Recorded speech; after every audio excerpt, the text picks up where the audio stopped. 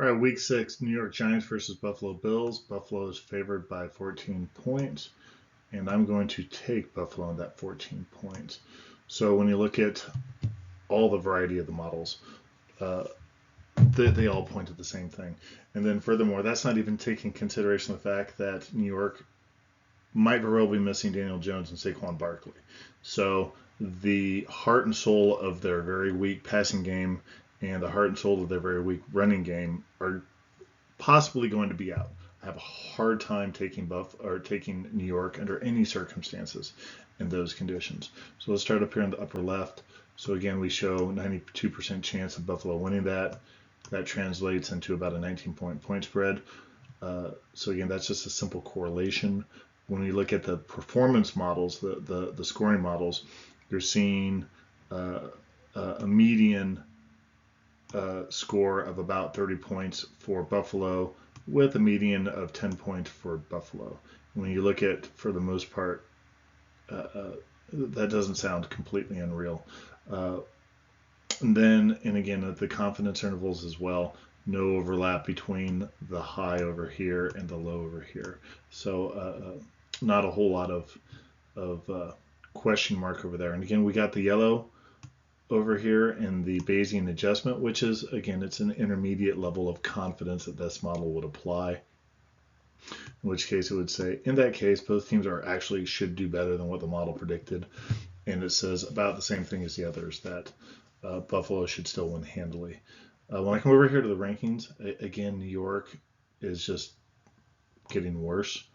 I got to admit, this last week, you just had to look at Buffalo and look at how they did against Jacksonville and go, wow, they've had some bad losses this year that I don't know how to explain them. I don't think that their defense is as stout as you would like. And again, you see a very strong passing game, but the rest of it is either mediocre to poor. That notwithstanding, they're playing against one of the worst teams in the league in New York, and New York has gotten worse since that one win that they had. So I don't really think you have a choice but to take them, even with that big point spread of 14 points. Let's go to the performance charts. So again, you kind of look at some of the numbers here and you think, oh my goodness,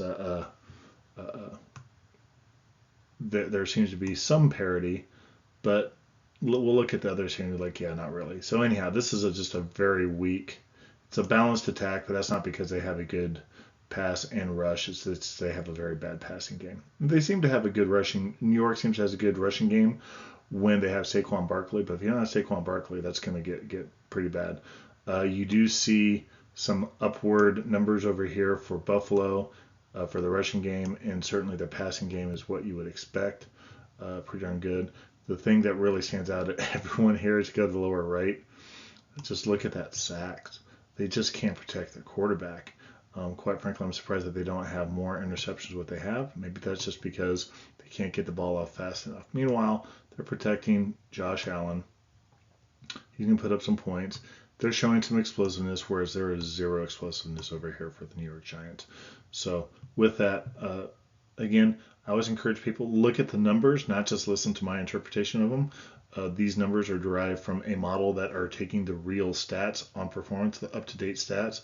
So again, apply your own judgment and not just my analysis. You can very well come to a different conclusion from these numbers as well. So good luck with your bet. If you like what you listen to, like and subscribe and drop me a note.